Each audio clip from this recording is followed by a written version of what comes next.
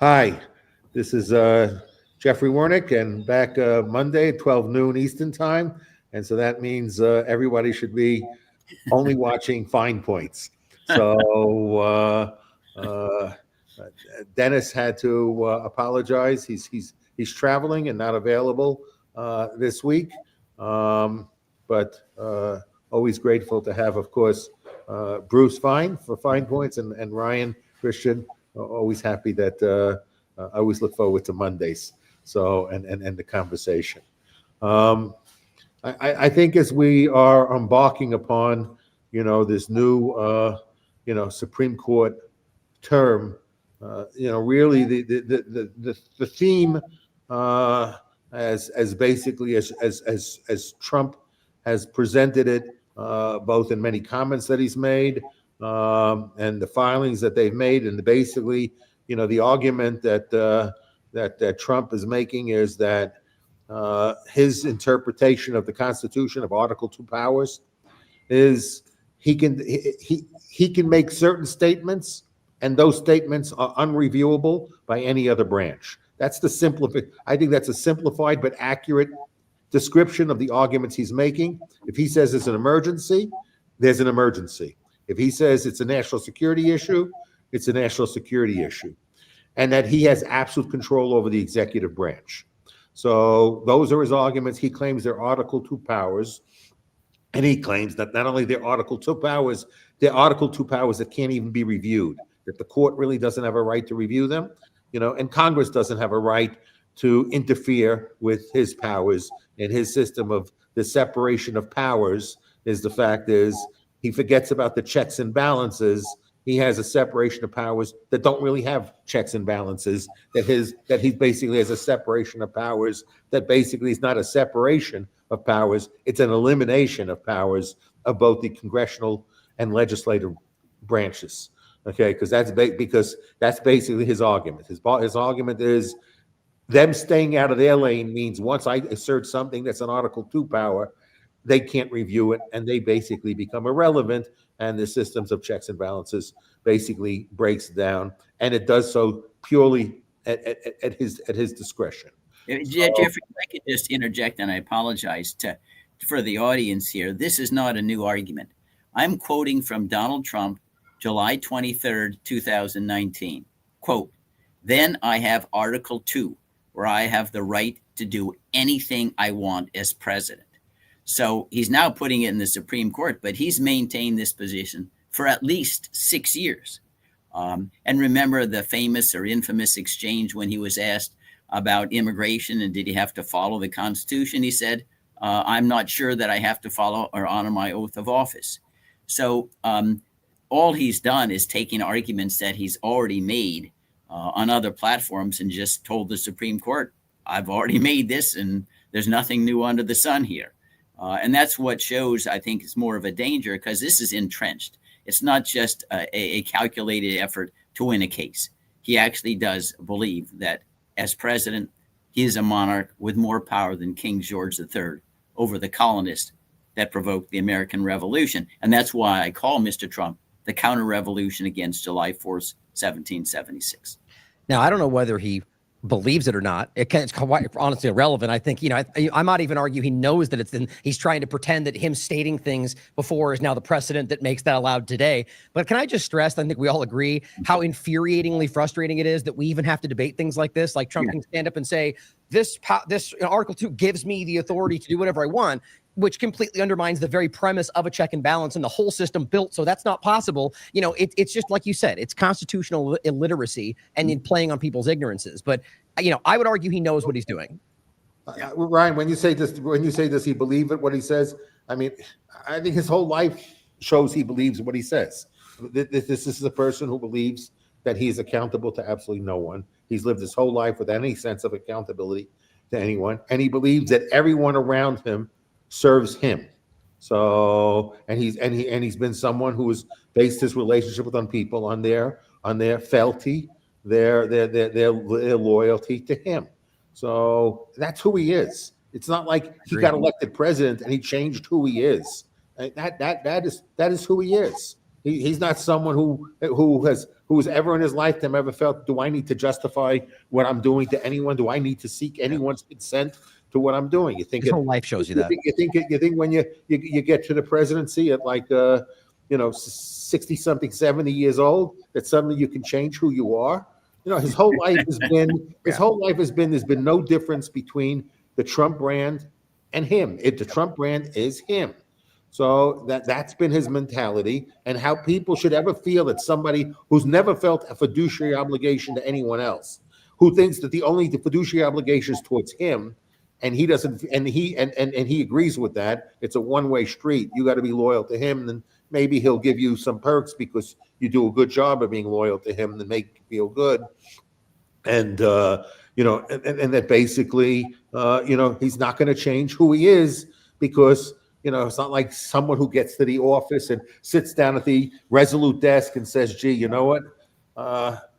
This is really something awe-inspiring, and I feel humble." I mean, there's nothing in his personality that indicates that once he goes into the Oval Office, that he thinks that he's humbled by the experience, of sitting at that desk and being in that position. So, I mean, people should only expect him to be who he showed he is his entire life. And just to clarify, what I was saying is that I think he knows what he's saying is false. I completely agree with you, Jeffrey, and I think his whole life shows that. And what's crazy, I've said this before he was president, or after becoming president. If you read what he's written, or rather, what he's paid people to write, whatever his books. It literally lays out everything we're saying and how he praises the cutthroat nature and how this is, you cheat and lie and steal, essentially. Just so people know that. He's made that very clear. He says it's all about winning. All about winning, and you win at any cost. Okay, right, yeah, right. It's only about the outcome. It's not about the process. And that's why, it's Jeffrey, only about the outcome. It's only about getting what you want any way you can. Yeah. So why would anybody think that anyone who's lived his whole life, who's bragged about that is who he is, to then go step into office and say, I respect processes, I respect procedures, I respect the process that I need to get consent, and the people who wrote the Constitution, they understood that they were not writing the Constitution assuming every president would be George Washington. Okay, they knew that George Washington was unique. They didn't say, gee, I'm writing a document that says I can trust that everybody will behave exactly like George Washington. So they knew that George Washington was a unique character, okay? And they were writing the Constitution for the people who were not going to behave like George Washington. Right. As Bruce says, the crooked timber, right? The idea that we knew that, and it's inherent to. And also, to go back to Trump, remember, again, this reinforces what Ryan and you've been saying, Jeffrey. This is the morning of January 6th, 2021, when Mr. Trump confronts Vice President Mike Pence and says, Mike, you got to choose between me and the Constitution, which shows he didn't care about the Constitution. And that's undisputed. This is Mike Pence, his personally appointed de facto vice president. You got to choose between me and the Constitution. He understands that he is not the Constitution and doesn't care anyway. He still believes that he is above the Constitution, which again runs entirely against the whole purpose of having the document whatsoever.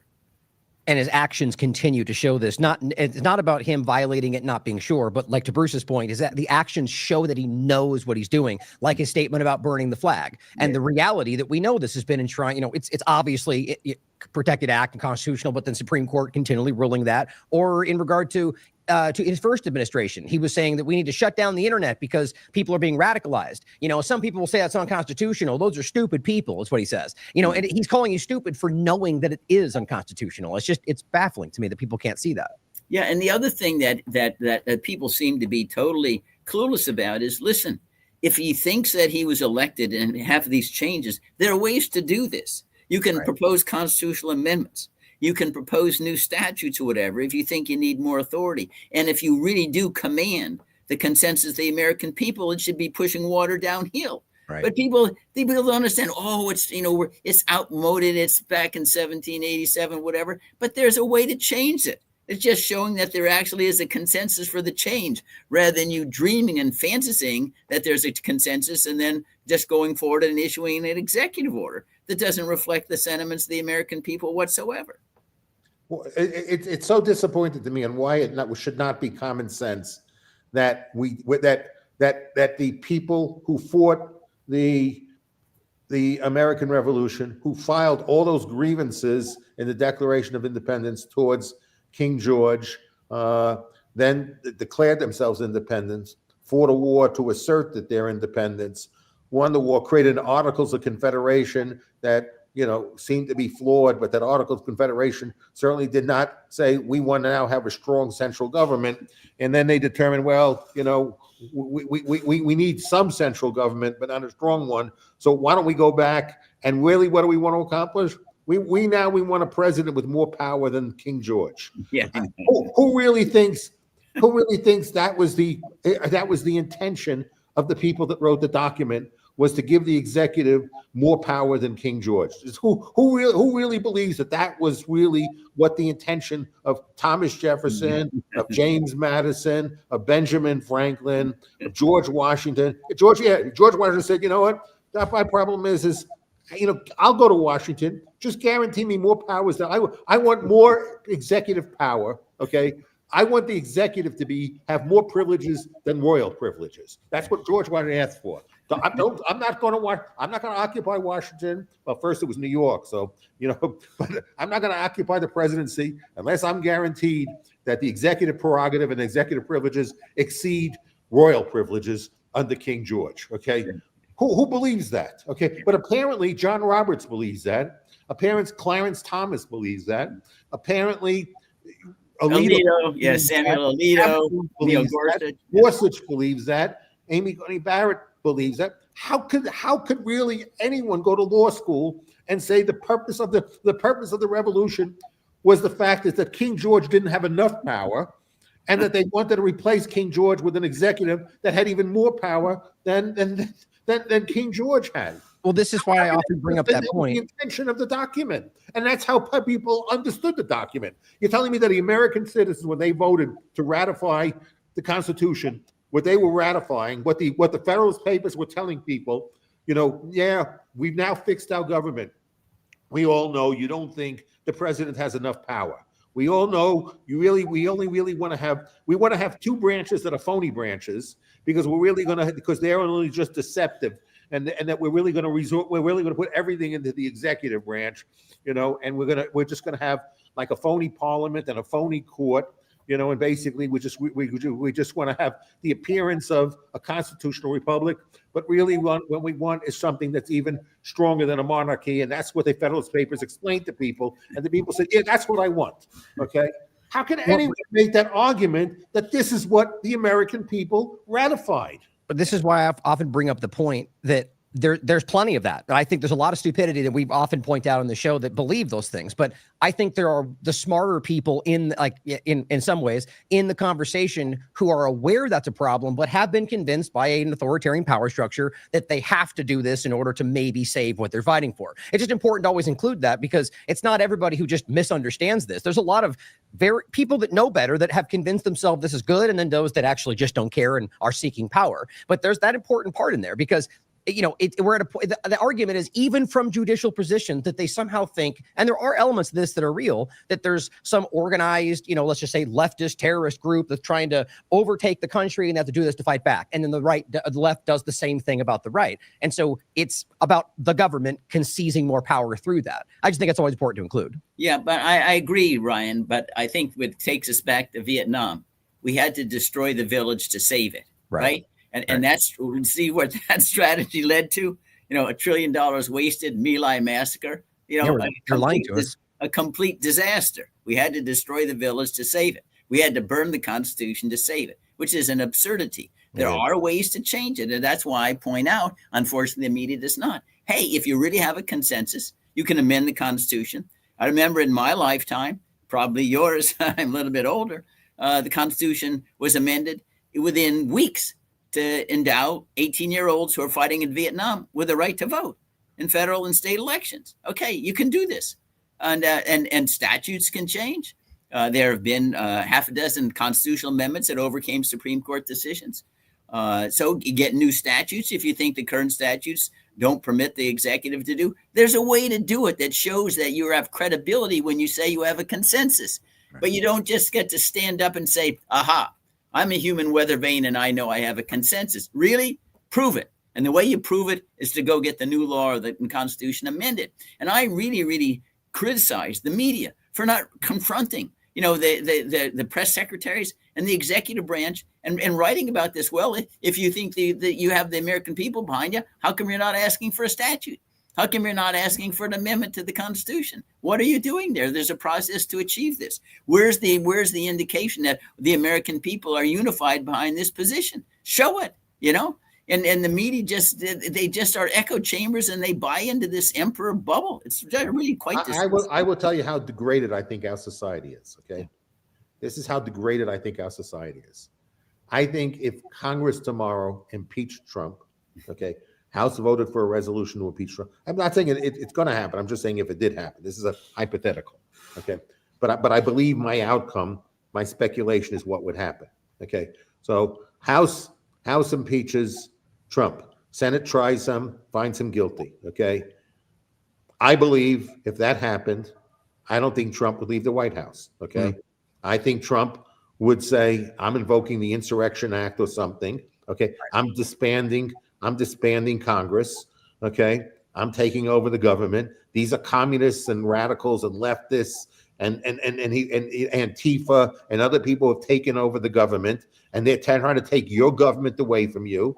This is what they're trying to do. This is a revolution. They're taking your government away from you, okay? And I'm not leaving, and I'm doing this to you, the American people, because I'm not letting this radical band of people doing that. And I bet you 90% of MAGA would support him, okay? So I don't think if he got impeached, I don't think he would leave the White House, okay? I really believe this. I'm sincere in this belief. I don't think he would leave the White House. I think he would give the type of talk I just said. Right. But there's a flip side to this too. I just wrote a letter to the House and Senate leadership, okay? And I said, among other things, really blasting them for their cowardice, complacency with all these usurpations, the war power, the treaty power, the appropriations power, the oversight power to faithfully execute the laws. And in that letter, I said, you have now displayed such cowardice that if the president issued an executive order dissolving Congress, you wouldn't push back. You have so demeaned and lowered yourself. And I believe I think Mike Johnson would get on TV endorsing Trump doing that. Yeah, I agree. And I think Ted Cruz, the only Republican, I think, in the Senate who would speak up. Massey. No, in the Senate. Yeah, Senate. Oh, sorry. Is Rand Paul. Yeah, he's probably the only one that other people would either shut up, they go home, hide somewhere, okay, so they would never be seen on TV, or those that decided they wanted to be on TV would all be endorsing him doing that. I don't know. I would question Rand Paul, to be quite honest, but I think I agree with you though, and I think that what's crazy. Well, first I would say I argue because of the same points that that would never come to pass because Congress is so completely broken that they wouldn't impeach him. But your point is taken well that if they did, I completely agree with you. And I think what it shows is what we keep talking about is that he's convinced enough people, or I guess at least the presentation would show that, and it might not be the majority, that people actually believe that has to happen in order to save the republic. And it's such a dangerous idea because, everything is being rationalized for that point, and it's destroying everything along the way, and this is where we always come back to. And I think that right now, but I would push back again, as always, that I think I would say that it's probably most likely you're correct, but I would argue that it's at least possible that enough people would stand up within MAGA to simply say it's a line too far. And the only reason I say that is because, but I agree with you, the majority. The only reason I say that is because right now you can see that happening to some degree. Very large, prominent, I call them team sport politics players,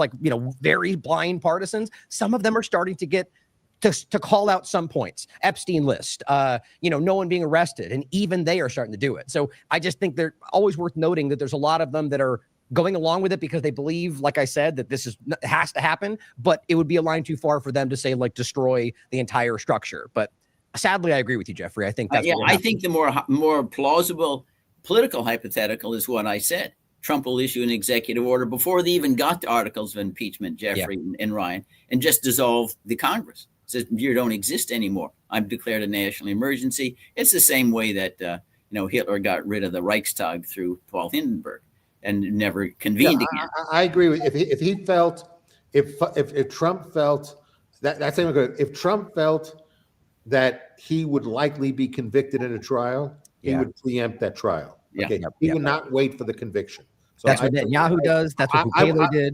I was trying to illustrate a point of the degradation of a society. But your point about how it would probably play out, I agree with. Okay, he would never let it get to the point where he would have a judgment against him. Okay, he would preempt that judgment, and most of his base would support it.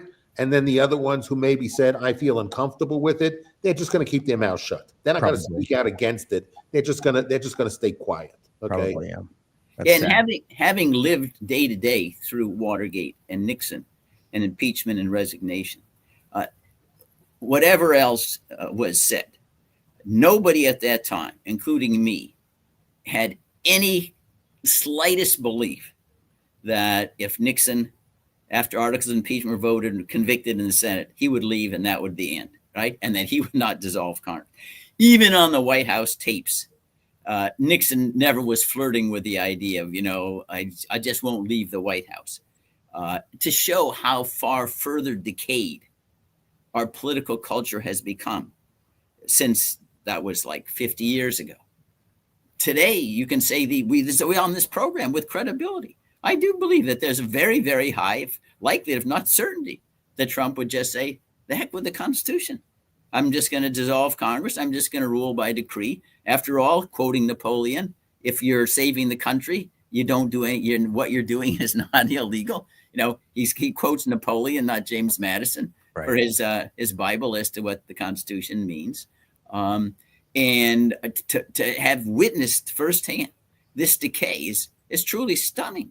And I go back, there's multiple causes for this, but I think the primary cause is intellectual indolence and illiteracy, and people don't care. There's no sense of citizen responsibility to know what your government is doing, to speak out in a peaceful way and register your vote or your argument to say this is wrong and we have to have the rule of law.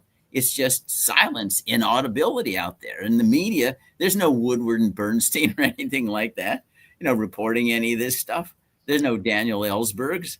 Well, I have to push back on that, though. I think there's a lot of really amazing independent media out there that just doesn't get allowed to be seen within the mainstream alternative media, mainstream conversation. And that's by design. But I agree with what you're saying, though. No, I use Woodward and Bernstein as symbols at that level of prominence, within the mainstream media. But that's you look at the mainstream media, New York Times, Washington, whatever else they criticize about Trump. And some of them criticize a lot. The Washington Post, a little less. They never go to the line and say this is impeachable, where it's so far beyond impeachment. You can't even use words to describe it. It's disheartening. And we urge, you write letters to the president, but they won't go further than that. And part of it may be they're intimidated. They feel their broadcast licenses will be in jeopardy. He'll sue them for some kind of alleged, like the New York Times, libel and defamation. This is unfortunately the consequence of the fact when you have an administrative state and you have the president taking over absolute control over the administrative state. So ultimately, every license you need, given that fact that we live in a society right now where you need permission to do anything, okay? So almost anything you want to do, you need to get permission from. And right now, how Trump has structured things is that the permission needs to go through him, okay? In the past, people say, we had this debates about the administrative states and administrative power, and that the administrative state was taking power away from Congress, and really that's not really the case. What we've done is we've weakened Congress and we've strengthened the presidency through having a stronger administrative state, but only accountable to one person, the president. So basically everybody knows if I upset this person, if I ever want to do anything that requires permission from the executive branch, I'll never get its permission. So how does that impact everyone's behavior if they sit back and say, gee, I got a fiduciary, I got shareholders, I got to make money for my family, I got, I want to be able to make a living, So if everything relies upon the permission of this one person, okay, then of course you'll get everybody checked. Then the question is, do we have any level of freedom? Okay, clearly, at the point you're making, Bruce, that I strongly agree with, is that the amount of what we have is self-censorship, okay, yes. Yeah. is probably greater than we've ever had, Yeah. in quote, a time of peace. So of people just not willing to speak out because they view one person having so much power that the consequences of upsetting that one person is so extreme for them, that basically everybody, and you just see it like when they show examples of when they go in and bring the cameras into the cabinet meetings. The cabinet meetings are people just spending their time telling Trump how wonderful he is. So people should be embarrassed looking at that meetings, and seeing, a whole bunch of grown adults kissing ass to one person. This is the American Revolution. This is what we fought the American Revolution for. Okay. Well, so can I add really quickly to add to your point, Jeffrey, bring up the screen share just to make, before we get too far away from your point about what he might do in the event of something changing like that. This is a post, and we've heard this already, but this is being reiterated for like the 5th time by Bannon. Just Maddie has Masson pointing to it, simply saying they're saying it out loud. Bannon is simply saying yet again that he says, I think there are many different alternatives we'll roll out after the midterms to make sure President Trump is on the 2028 ballot. Now, there is a point to be made about whether they just continue to say that in order to sort of get that hype going. But I think there's a very real point to add to what you're saying, to where they legitimately might make an argument that that's necessary to save the country. And I would agree with. I think everybody on their support base would go with that. That's an alarming point. Yeah. And to reinforce, I think what you're saying, Jeffrey, it's the larger understanding of, despite the fact that, the species is not going to be perfect with no government at all, because mankind's made of crooked timber. The consequence, anytime you grow government bigger, you end up intimidating all those who rely upon government for some permission to do anything, which is a strong non-quantitative argument against the administrative state. You won't see the censorship outright. But I'm a lawyer and advise clients, no, you don't say X, Y, Z. You want this merger agreed, you're submitting a license, you need to get it improved. You don't want your taxes audited because there's limitless discretion deciding how you audit. That anytime you grow government bigger, you grow self-censorship bigger commensurately, even if you have completely benign intent. That's just inherent. People aren't dumb. The dog doesn't bite the hand that feeds it. And that's horrible. That's exactly what is a death knell of citizen activism, citizen vigilance. You want the citizen to feel free to speak out, maybe correct, not. You want them to get engaged. And that's what is undermined every time you grow government bigger and bigger and bigger. And it goes back to what Justice Brandeis said, that we need to be most on our guard and when government's intents are benevolent, because we're likely to be on our guard when people come out and say, I'm Caligula. But these are people they're well-meaning, but they're without understanding. They keep growing government bigger and bigger and bigger, and they think all these wonderful things going to happen. No way, it's not going to happen. You're going to end up, again, with a citizenry that is docile, that is intimidated and fearful, and will not speak back. And that's the road to despotism. And I think it's the point Ryan and Bruce you just made, especially Ryan, is the fact is, and Bruce, you've made the same point, is that people are giving the argument. The fact is their justification for this is how we save the republic.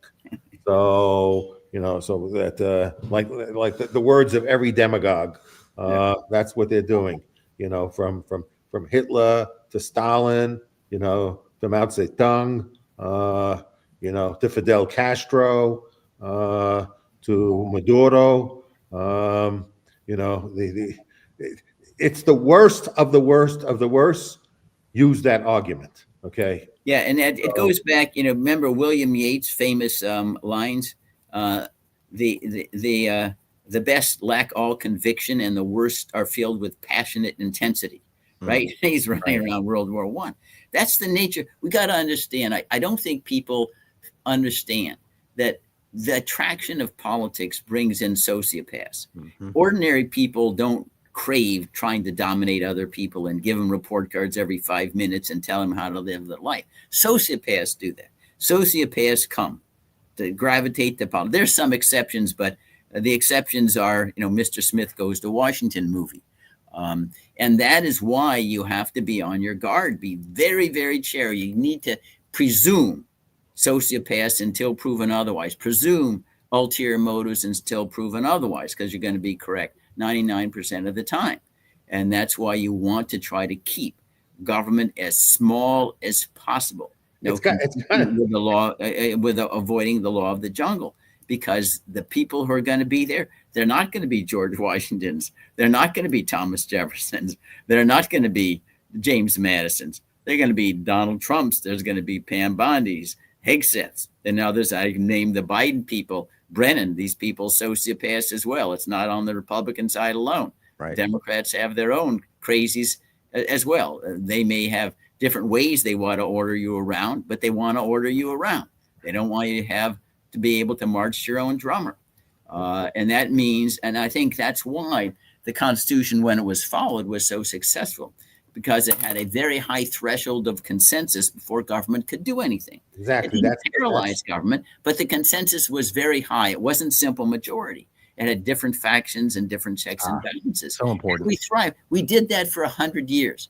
And, there we stumbled. It wasn't going to be perfect. I keep repeating, no, it's never going to be perfect, because human beings aren't perfect. But it's the optimal. It's the best we can do. If we think about an anti-fragile system, an anti-fragile system is a system that can't be broken by one or two individuals. So our Constitution becomes so fragile that one person can break it. And they designed a system that was supposed to be, by design anti-fragile. I was kind of laughing when you made your comment, because I kind of think it's like Groucho Marx, would say, I wouldn't want to be a member of any club that would accept me as a member.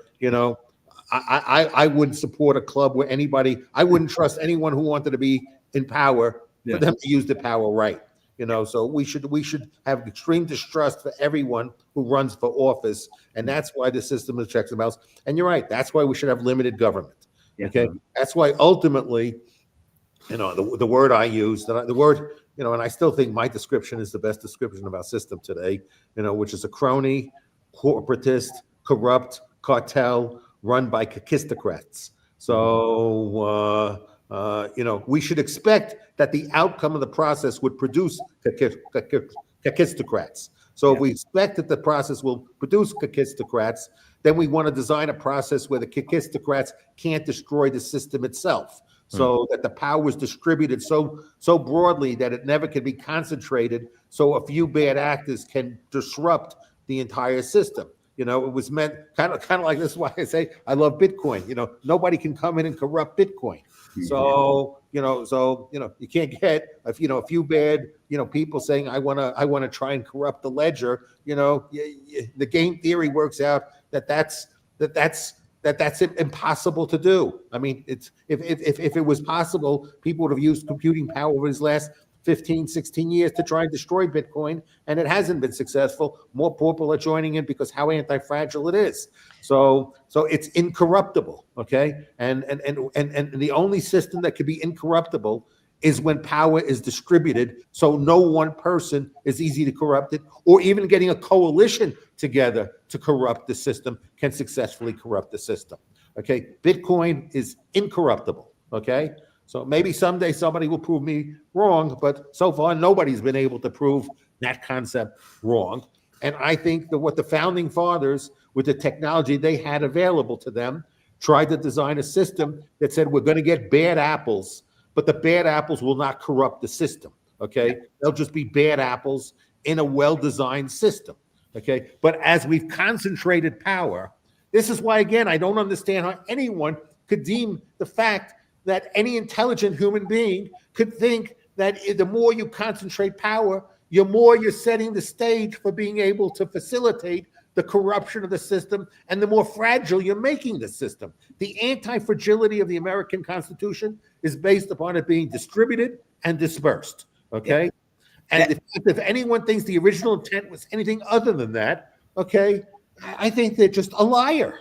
Yeah, it is. And Jeffrey, what you've stated is articulated at length in James Madison's Federalist 10, where he talks about dividing power among competing factions so that no one faction can ever be dominant and get control over other factions. I say Federalist 10 is a brilliant understanding of the political person. And so this is not something that you need archaeology to understand. Federalist Papers, you can go online, read them. It's very clear what their intent is. We're simply not following the Constitution. People say the Constitution is broken, it's outdated. No, the problem isn't become outdated. It's the problem we're not following it. Right. That's the reason why we're in the plight we're in. It's not because, it's somehow organically not grown. It's because its truths have been disobeyed. This is understanding philosophical truths about the nature of the political animal. These are people who are wiser far beyond the occupants of the House and the Senate and the White House. They spent their lives thinking, reading, discussing, fighting about this. They saw it firsthand. They served in legislative bodies. They saw what was happening with Parliament and King George III. They said, we don't want to go there. They're very, very smart people, perhaps the best 55 who ever convened under a single roof, to chart a political future for this country. And we couldn't do that today. We don't have thinkers anymore. And part of that, I believe, is because we've changed the social standing and attractions from the thinker and the person who practiced morals, into the warrior. Everywhere you go, exalting the warrior, Hegseth, just go kill, slaughter people, military, obey orders. That doesn't matter whether you're killing uncharged, alleged criminals in the sea. And it speaks volumes about the culture at that time. It said that, sure, George Washington was a hero because he became a hero because of his success in defeating the British in the Revolutionary War. But the sequel is he became a legend when he became ethical and turned aside power. He became a legend right at that point. That is, his moral convictions were more important to his status in the United States than winning Battle of Trenton or something of that sort. That doesn't happen anymore. Where is that? Everything is exaltation, proficiency, and killing. You go now, even in the, say, Reagan Airport, everywhere, and the Washington Nationals, big banners, celebrate. And again, I don't want to denigrate people risking their life for the country. That's very important. But it's a tragedy when you have to fight. It's a tragedy when you have to go abroad and risk your life. You don't celebrate it. It's a necessary argument when you're fighting in self-defense. But now, we're turned into complete warrior. When you think about something that's fighting and whatever, okay? Because right now, when we have a president that gave a talk that said, gee, you know what, I want to send the military into cities so I can train them to kill people better. Yeah, dress rehearsals. I have a Department of War to improve the warrior ethic inside the Department of War. They're going to improve it going into American cities. Okay, this is Elbridge Gerry. Okay, what, sir, is the use of a militia? It is to prevent the establishment of a standing army, the bane of liberty. Yeah, okay, right. Whenever government means to invade the rights and liberties of the people, they always attempt to destroy the militia in order to raise an army upon their ruins. Okay. So what are we doing? We have a president that has we have a National Guard. The National Guard reports to the governor, and what we have is the president co-opting that National Guard, making it his private army, and sending in other military force and centralizing that power. When exactly the founders said that's the bane to liberty. So again, how can anyone who has read? I assume that Clarence Thomas probably read some of this stuff. You think so? You think to qualify he read the Federalist Papers? Read the Constitution? And Alito and Gorsuch and Roberts, and Kavanaugh and Barrett. You think they've read? Is this complicated language to construct? Okay. Yeah, it's the same overarching point. What is the use of a militia? It is to prevent the establishment of a standing army, the bane of liberty. Okay. How Right. many hours of education do I need to understand what that sentence means? Yeah.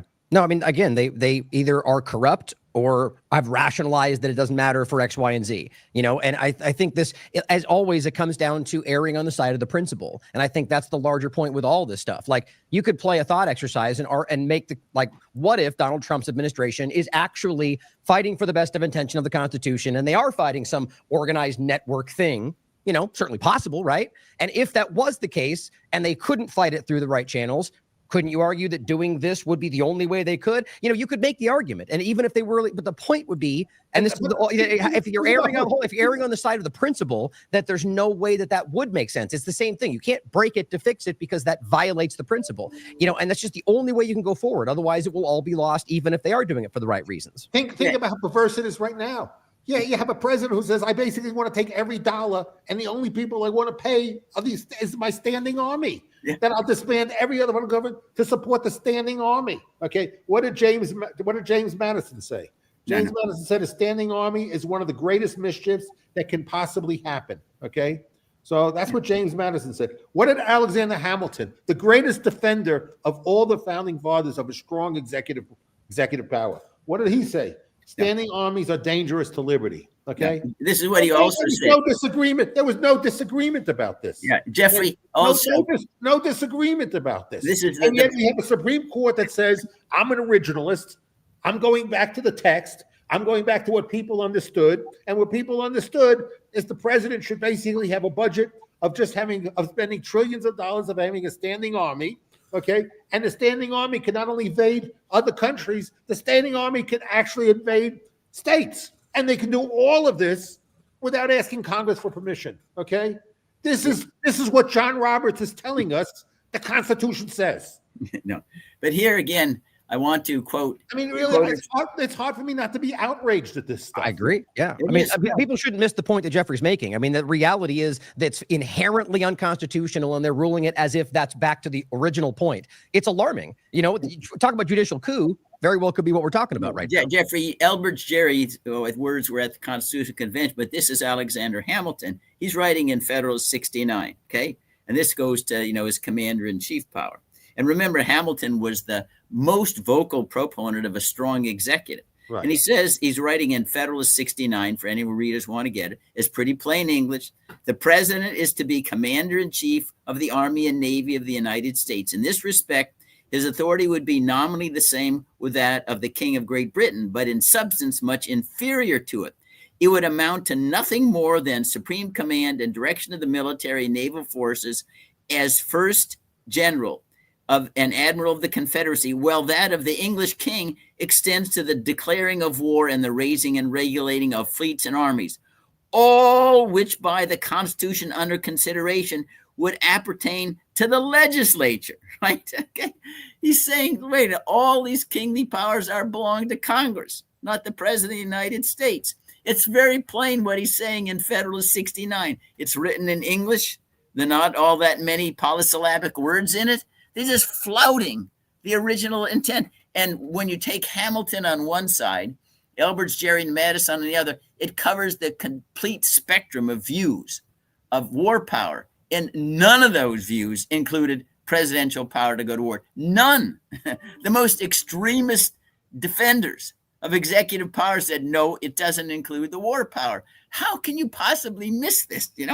It's like an elephant in the living room. How can you cannot see it? Well, it starts with national emergencies and the way that they use that. Go ahead. That was it. They're saying that national emergency point is I think one of the starting points of how they started making these rationalizations to say, well, we know it's there, but emergency. So, and it's built from there. But the fact is, Ryan, the word emergency is nowhere in the Constitution. Right. How can you claim that's an originalist version? Yep. The only kind of suggestion is in Article 1, Section 9, where it speaks of suspending the writ of habeas corpus in times of invasion or rebellion, but it was a power entrusted to Congress, right, not the executive. There's not a single word in Article 2 that insinuates there is any emergency power of the executive. None whatsoever. How can this be originalist? You can just say, I'm inventing it and be more candid. I think that was, some of the Warren Court decisions were candid and say, okay, we're inventing it. At least then you're trying to defend the invention. But to say you're an originalist, I mean, that's the devil quoting scripture. I mean, and just like right now, this case, there was a vote. I guess there was an effort to try and stop Trump from, just murdering these boats off, other people. We really don't know who they are. I mean, they might actually be drug cartels. That might be true, but we don't know. We've been given no evidence, and we shouldn't believe anything this administration says, because we know this administration lies a lot. So, as almost all administration lies a lot, we should never believe any of them. Bush said we had, weapons of mass destruction, that Saddam Hussein was personally arming them himself, and tomorrow was going to press a button and to start killing Americans in the United States, and the attack was imminent. So, we're lied to a lot, by government, and government should have a burden of proof of evidence that if they tell us something is bad, they got to prove the evidence of doing so. And if they do so, we should assume that if they provide the right case, they'll get the consent of the people. Okay. Yeah. So the whole point is, what the government should do is give us enough information, okay, that we trust the information given to us. And if the American and then get our consent. Okay. That's our system. Our system is not, let's start making statements. Like I watch these things, it's like appalling. This is like, Congress is just, we all know Congress is a joke. I mean, when Holman goes up there, and Pam Bondi, and she's asked a question, about the 50,000 and refuses to answer, for me, this answer is simple. Pam, I only asked one question, 50,000. What happened to it? You can't filibuster. Okay. This is not, you don't have a right to filibuster here. She's bad at it too. You don't have a right to filibuster. We asked the question, simple. 2 minutes from now, if you don't have an answer, you're in contempt of Congress. Very simple. That's all. Then people would actually answer the questions that they're asked. Okay. It's not like these are complicated, but no, like I watch, because I like to read from all different publications. So I saw an article yesterday from Gateway Pundit cheering, somebody, Vance with Stephanopoulos. So Vance asked about the $50,000. That was a hard one to watch. And I just saw the clip, I didn't watch it, from the Gateway Pundit. And the Gateway Pundit is cheering, J.D. Vance. Because J.D. Vance is saying, you don't care about this and you don't care about that. No, I'm only asking a simple question. Just answer the question.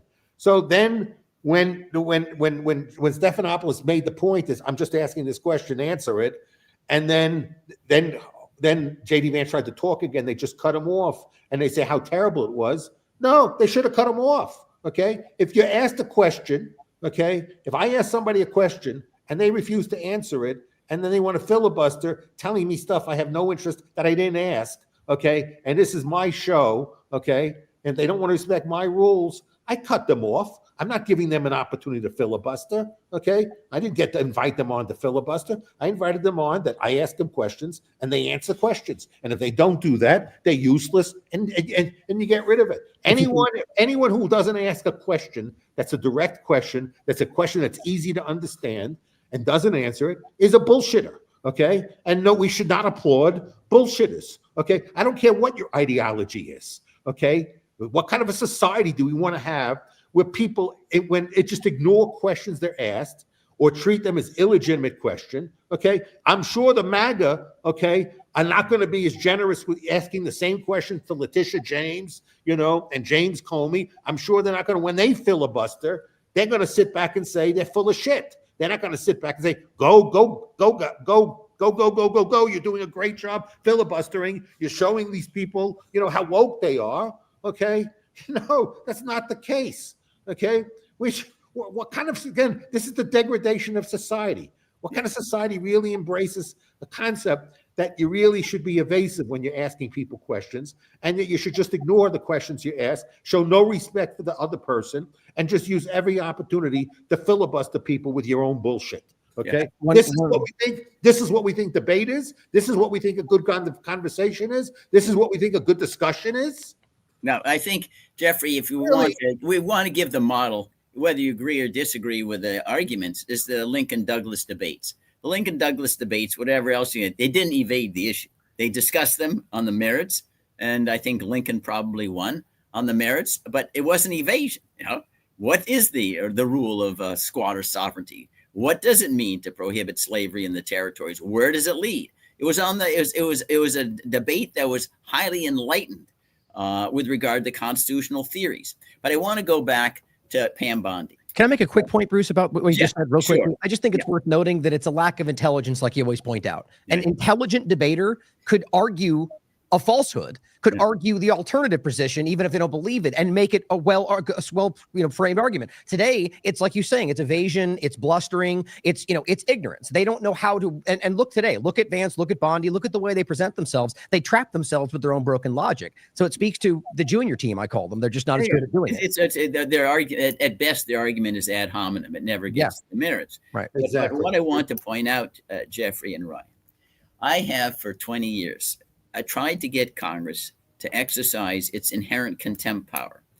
It's affirmed by the U.S. Supreme Court, a case called McGrain against Dougherty, where they stuck somebody who refused to comply with the subpoena and answer questions in prison up on the Hill, on Capitol Hill, until he was going to answer the questions. And the Supreme Court unanimously said there is inherent contempt power in Congress, like there's inherent contempt power in the judiciary. That is, Congress does not need to wait to go file an enforcement subpoena in a federal court and wait 5 years.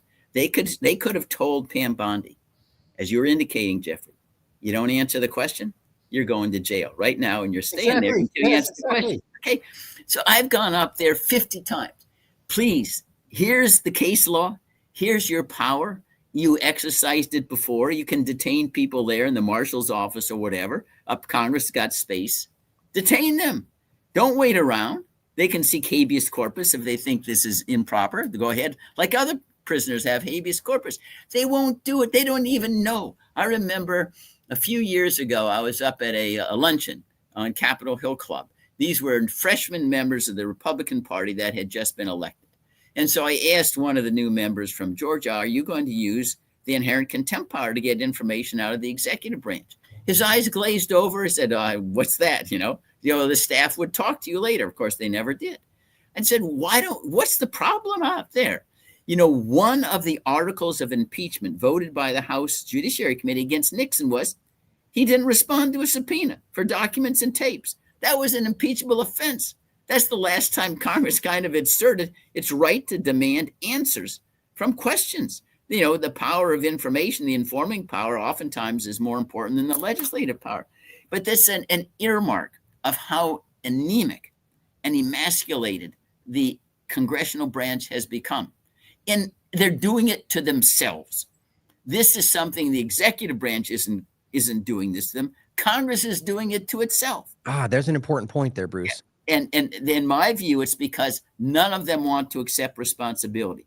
They all pass it on. Hey, let somebody else. That's part of this continuing resolution. It's what you say, Jeffrey, is the administrative state. Oh, let somebody else decide this. We don't want to decide this question. It could go south, could go downhill. Maybe I'll be primaried if it goes downhill. I don't want to accept responsibility for anything. This should be a sinecure. Pay me a little bit of money and get some press, and that's enough for me. I said, really? This is completely contrary to the whole conception of the legislative branch and why you're here and elected to uphold and defend the Constitution. Yeah, but that's where we are. And that was my point of my statement, Bruce. When somebody asks a question, they're evasive, get the marshal in, put them right in jail immediately. Just put them right. That would change immediately their behavior. Yes. We would start having useful hearings. Okay, if everybody know, here's the question. Okay. Is the question not clear to you? Let me ask you. Stop. You're not asking my question. So let me make it clear one more time and tell me if you understand the question. Okay. So I want to know if you understand the question to make sure you're answering only the question that I asked. Okay. And then when the person filibusters again, I gave you a warning. Marshal, cut the mic, off to jail. Just as quickly as that. That's what it should happen. And if it happens once, twice, three times, it won't happen again. Then it won't happen again. Okay, He's not going to want to go to jail. And then maybe send an example. Sit back and say, gee, you know what? Why don't we send it? We don't have prison space. Let's send it to Rwanda because we're short of prison space. So we'll temporarily send it to Rwanda or El Salvador because we don't have prison space. Okay, then see how they like the application of the law towards them. Okay. When they get up there and say, I promise to tell the truth, I swear an oath. Okay. Then when they ask a question that they refuse to answer, they're lying. Okay. That's to me like committing perjury. It's exactly like what they want to get Comey for is committing perjury. They're committing perjury. Oh, they've all done it many times. You can prove. But to be clear, the joke is about the Rwanda point, because obviously that would be doing the same thing in reverse and abusing the power. But obviously the reality is that that's what they're doing today, right? Yeah, and I wanted to underscore as an example of how this continues the featness, even with regard, to the possible discharge petition, to try to subpoena the files, the Epstein files, get more information out of the government. I've gone up there and said, among others, Massey, why are you doing that? You just need to hold them in contempt, send them to prison. You'll get those files right away. You're still doing something that even if you enact it, there'll be a challenge in the courts. It's unconstitutional, this or that. You have to do self-help at this point. Otherwise, it becomes stale and politically irrelevant by the time you would ever win a victory in court.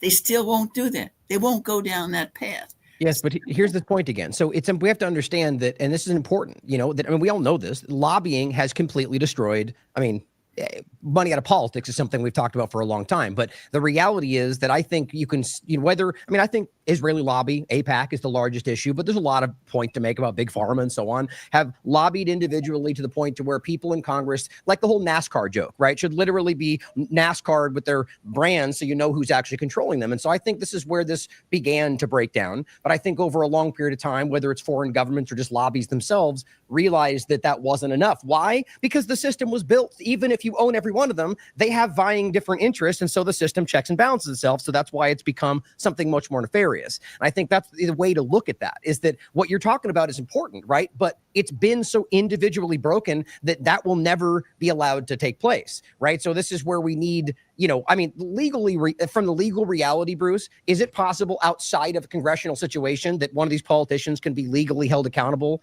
because of a lie, because of perjuring by an individual, by another group that's not Congress? Yeah, you could. It's clear that it goes back to a case called Proxmire against Hutchison, that you could sue them for defamation, lies about it, that those lies, not if you don't have the protection of speaking on the floor of Congress or a hearing, are not protected by the speech or debate clause. So there would be an ability to hold them accountable. Or about like war crimes overseas, like the ICC kind of overlap, there's the different. No, we have, it's not a matter of the laws. The War Crimes Act of 1996 already prohibits U.S. soldiers from implication in war crimes, but who enforces it? Right. The executive branch. Donald Trump's going to bring us, a criminal prosecution. Forget it. It's not going to happen. He's violating. He'll give you a medal for war crimes. Okay. So, and that's why prosecute them. He'll reward them. Yeah. Right. So that and this goes back again to the ultimate, last fail-safe is Congress. And then that's what the framers understood. The impeachment power. If the Congress is not going to invoke the impeachment power ultimately to enforce obedience to the Constitution, it's a parchment paper, How you can't force the executive branch to prosecute crimes. You can't force them to bring civil suits for violating the Constitution. Congress, through the impeachment power, is able to operate without any interference by the courts or any interference by the executive branch. Impeachment works solely through the House and the Senate. And it's the fact that that's fallen into despotism. They're not going to do that. They go forward and then they quit them because of the partisanship, no matter how flagrant, the violations are because of party loyalties. And without Congress being willing to exercise impeachment power, why would a president pay any attention to anything? And this is to your point, Bruce, about education, is that it does come down to the individual listening out there, because like we've been highlighting, whether it's lobbying or whatever else, these people are scattered and broken, and the system's not working in regard to the way it should. So individually, this is where I often talk about, showing the newer politicians, the freshman class you're talking about, right? They've already gotten, they go through their lobbying circles, and that's already part of the way this works. But show them, like Marjorie Taylor Greene, for example, whether you agree with her or not, she's taking a different path right now. I think I'm a pessimist when it comes to politicians. I think it's opportunism. I think she recognizes that Everybody outside the political circle, most average people, are seeing these things. So she's seeing more benefit to her career by calling those things out than leaning into the lobbying, right? And so that's what I think we need to do. Like, it's one other way, one of many other ways that we as individuals can start to affect this, seeing how broken it is. And I think that's really important. Education, and also just, showing the individual, having go speak to your local politicians, convince them that it's more in their interest to point these things out. I think that's important. Yeah, and I think the 250th anniversary of the Declaration of Independence is a marvelous opportunity for education if it's taken. Why is that? Because what we should be doing, among other things, on that 250th anniversary, is remembering the 56 signatories signed their death warrants for unalienable rights to life, liberty, and the pursuit of happiness, right? Unalienable rights of individuals, not government. They signed their death warrants. We need to heroize them for celebrating individual liberty and justice, and not big government, right? That's what needs to be the celebration of July 4th. And I can guarantee you it's probably going to be the military, the Navy, the Air Force, the Army. Everybody comes out, 21 gun salute. It'll be celebrating the military-industrial complex, right? So, which was the military-industrial complex was deplored by the 56 signatories. Right. They wanted to get rid of the military-industrial complex. We're going to turn July 4th on its head. Exactly. That's the irony of it. Okay. Yeah. The irony of it is that we declared liberty. We then established circumstances under which liberty can be preserved. Right. On the day we're celebrating 250 years of liberty, we'll be celebrating it by celebrating the institutions that the founders perceived as the greatest threat to that liberty. Yeah. Okay. And the president will celebrate that as the greater preserver of liberty. And most of his base will cheer along with that, is that the preserver of liberty, okay, is the military, okay, is the standing army. So that's the message we get indoctrinated into us. Look at those people. They fought for liberty. They fought for people who went to war when we declared war, and were sent off to battle when we declared a war. Yes, they fulfilled their duties when we declared a war. But then we're out of war. People sitting around, they're not preserving the peace. Okay. It's the fact that the Department of War is preserving the peace.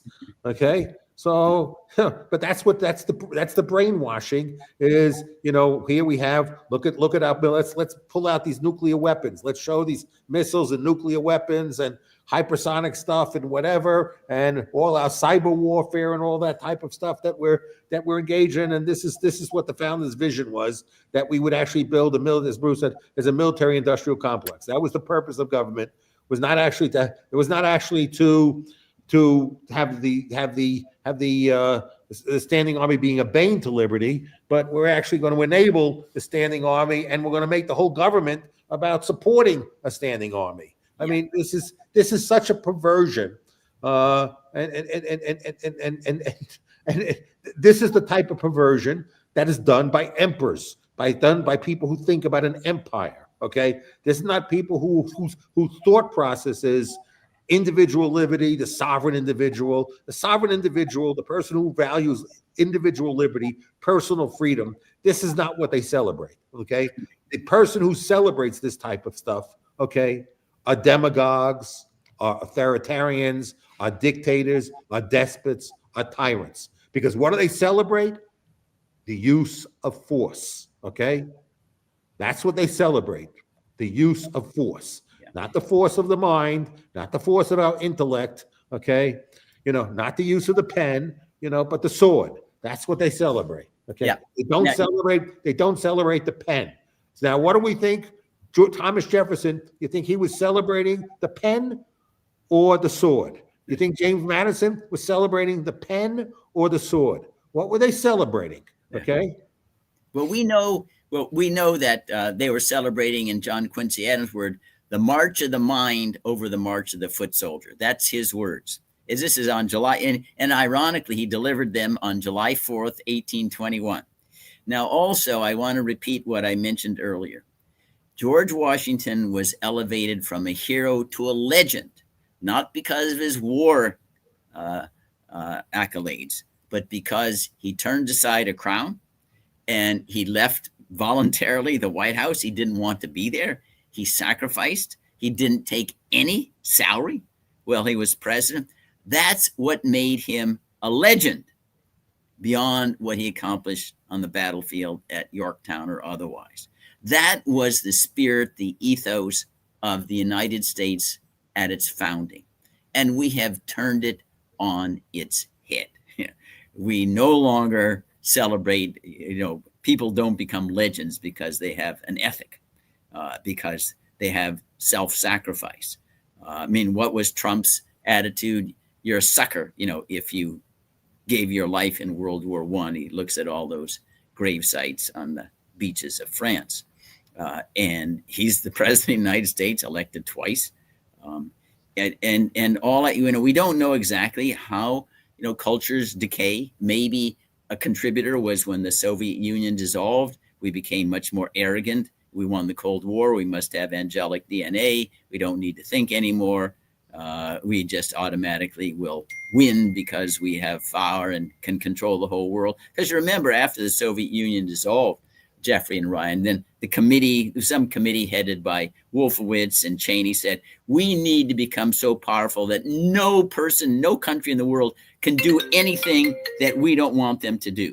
Right. We need to control everything. Did you think George Washington, did anyone at the Constitutional Convention ever say, yeah, our ambition is to replace the British Empire? We despise the British Empire. We did not want to be the British Empire. We saw the terrible things the British Empire was doing, not just in the United States, in India, and all these other colonies all over the world. So no, we did not want that. But unfortunately, the culture has become corrupted, in part, I believe, because our educational system, not the formal educational system, I'm talking about the educational system that's in play because of the cultural icons, the cultural clues that youth gets. You need to read. You need to read and understand history, whether you're in college or not in college. You need to understand your obligation as a citizen to participate. That's all gone. Remember, George, no one today could write a single sentence worthy of Lincoln's Gettysburg Address. He didn't attend one day of college. Nothing. He was an autodidact. But he was an autodidact because the culture encouraged that. It celebrated that. He was honored because he knew literature and he knew how to write. And he showed in the Lincoln Douglas debates, among other things. That doesn't exist anymore. You go into schools, if you're a football player, they draft you when you're 16 years old and you're getting millions of dollars by going on TikTok. Where the heck is the thinker? We throw them out the window. The thinker is the one that gave us our liberties. Without the thinker, we wouldn't even have an army worth deploying. What are they supposed to be fighting for? To protect the liberties and the ideas and the free speech and the wisdom and dignity of the thinkers. Without them, why would he even have an army whatsoever? As you pointed out in the past, though, this is something that was that deteriorating a lot. You point out Andrew Jackson and Forward, right? Like this started a long time ago. And I'd point out that World War II, it's very, you could easily, the process with throughout it, you could debate. I think after is easier to point to the reality of what they did in regard to Operation Paperclip.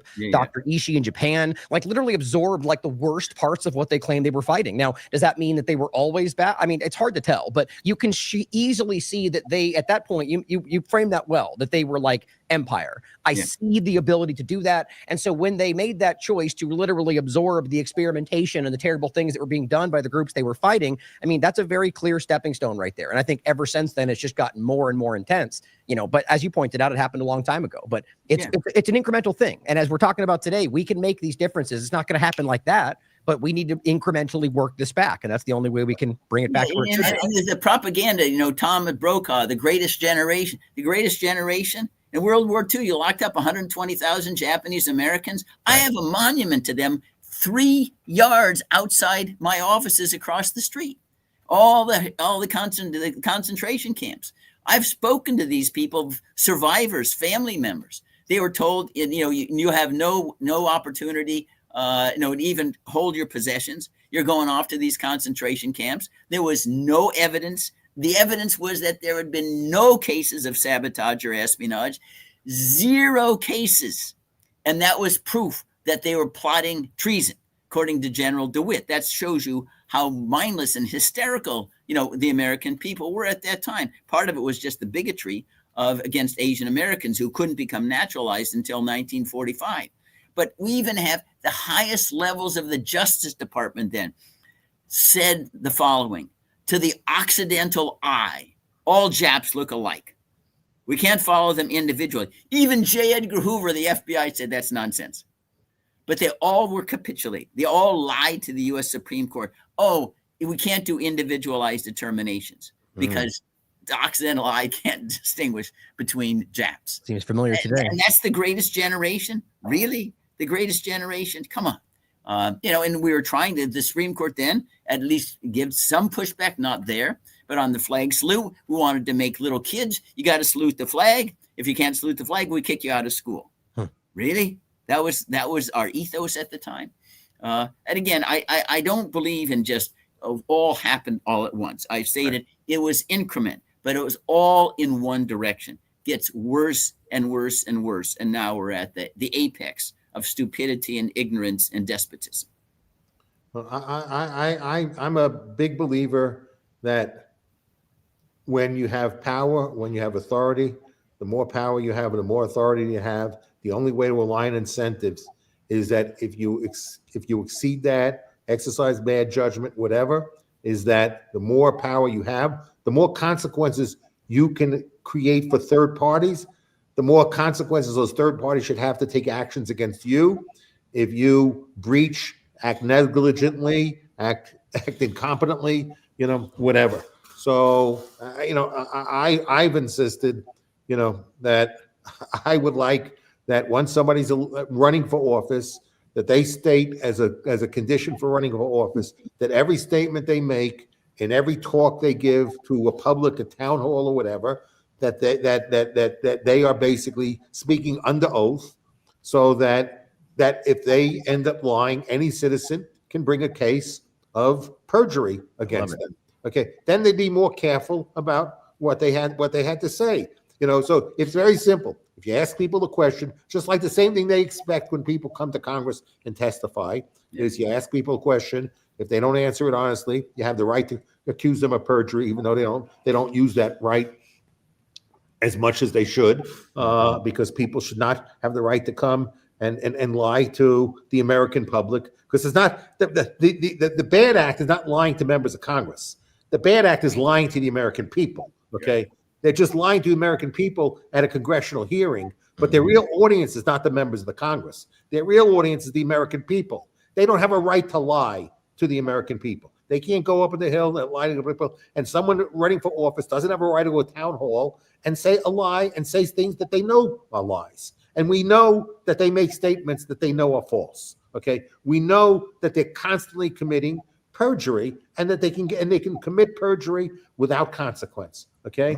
So they shouldn't be able to. That's why I've also, and I know Bruce has pointed out, and I don't disagree with it. That it's not constitutional.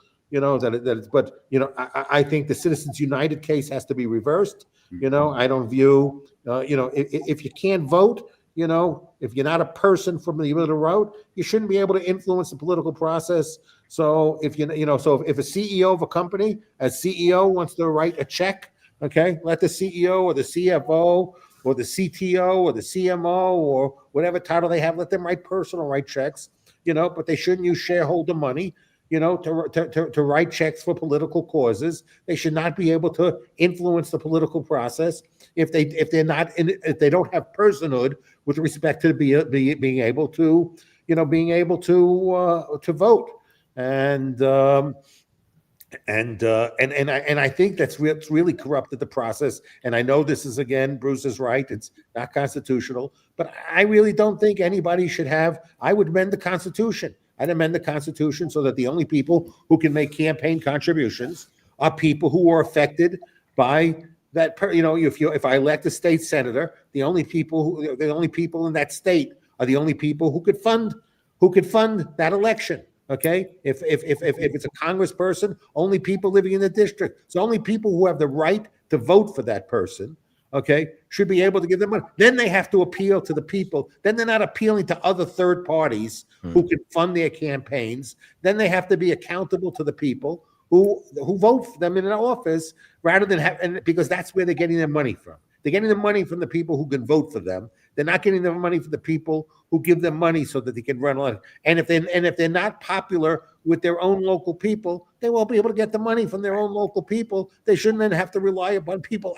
outside their district to fund their campaigns. I mean, this is all I'm just trying to think about how to allow it to align people's incentives. No, but I think, but why is that unconstitutional? Honest. Jeff, You want people to tell the truth. You want them to be honest, and you want people to be fully accountable to the people that they're elected. So yes, I would amend the Constitution, so that because again, the founders they didn't design a system where somebody would be as powerful as the people are, that there would be consequences, because initially, again, the system under which you have the federal government spending 3% of GDP, okay, and asking for permission of almost nothing, okay, and regulating almost nothing, okay, that's one system, okay. Now we have a system, okay, that takes for the federal government 25% of GDP, okay, and regulates everything, okay. So you have to think about what kind of checks and balances do I need in a system, and how bad, and if I think about maybe if people who are really sociopaths, they might not be interested in going into government if the government does almost nothing. Okay. Right. Yeah, you're exactly right. So there's no return to there being a sociopath. Every time we make the government bigger and more powerful, we're inducing the worst people to go into the government, because the people who go into the government are the people who are the best at taking advantage of that power, are the worst sociopaths. So our system, by growing government, is attracting the worst class of people. That's exactly what Ben Franklin said. We're not going to attract the worst class of people. We'll attract the better class of people rather than the worst class of people. It's a duty. That's what Benjamin Franklin said at the Constitutional Convention. He said, if you combine in a single office both money and power, you're going to get the worst of the worst. So you're going to keep government small. But I think, Jeffrey and Ryan, it's a little bit more complicated with regard to confining those who have an influence on the outcome of an election in a state or a district to there in the district, because once you're elected to Congress, you're voting on matters that have nationwide significance and importance. It's not balkanized in Congress. And so you're voting on a statute, even though you're elected only from a district or a state, that has implications for everybody in the United States, because the federal law applies everywhere.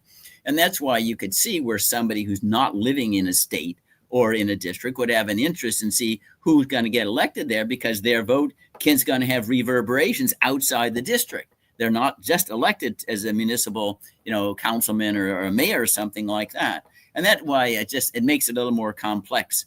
It may well be that your solution is the optimal one, even though it's not a perfect one. But I can understand why somebody outside a district or a state would say, I want to make sure that you're getting it right, because that person's vote, even though I don't live in that state, is going to affect the federal law that's going to apply to me. Can I ask, though? I'm really curious about the Citizens United point. I'd like to flesh that out more. I just want to make one comment. Then I don't think there should be many federal laws that apply to everyone. Okay, so I think the laws should be local, and I don't think the federal government should apply laws that apply to everyone. With people's lives, Thomas Jefferson said that basically the role of the federal government was to provide for the national defense, and then everything else you kind of leave to the people. So I don't think the federal government should be creating laws that apply to the whole country. There is no wisdom to apply laws. Then you have that's a fragile system. A fragile system is when you have one law that applies to everyone. Nobody in Congress, or collectively as a body, has the wisdom to get laws right. Since they don't have the wisdom to get laws right, the last thing we want is for them to apply it all over the country. That's the last thing we want. What we want is what one person applying a law in one state and the other states learning and saying, like the laboratory was like the book that was written with, that cited Clinton, The Laboratories of Democracy. Is the fact that states got to which you had 50 different laboratories out there, each creating their laws, and governors could sit and talk to each other and learn from what was successful and failure, and they can make the addition to apply it rather than looking for universal solutions to problems. There's almost no problem that requires a universal solution. So there's very little the federal government should do that it should impose upon everyone. No, but Jeffrey, but there are exceptions to every rule. And let me interject here, because the nature of the federal office is to apply, and there's a general an obligation under the Constitution that a federal law needs to be uniform, applies everywhere. And there can be exceptions. I mean, I do not want, and I'm glad that there were federal laws like the Title VII of the Civil Rights Act, Voting Rights Act, which was necessary because giving local option to Southern bigots in the Ku Klux Klan in the South meant you're going to disenfranchise, and you'd have Jim Crow laws probably today. And so I agree, there ought to be very care in enacting federal laws. There'd be a uniform law of bankruptcy, a handful of instances. We need a federal law on patents, probably need a federal law on copyrights, not a huge one, a tiny fraction of the existing one, but we don't want to throw out the baby with the bathwater. And having participated in the civil rights movement, Bruce, if you take a look at all the laws in the book, what percentage of the laws do you think are good? Maybe 5%, but I'd rather have 5% than not have the 5%. That's what I'm saying. What you're saying is you'd rather have 95% bad laws to have 5% good laws. No, okay? No, I'm not. I'm not in favor. No, Jeffrey, you have misrepresented. I'm in favor of repealing the 95 bad.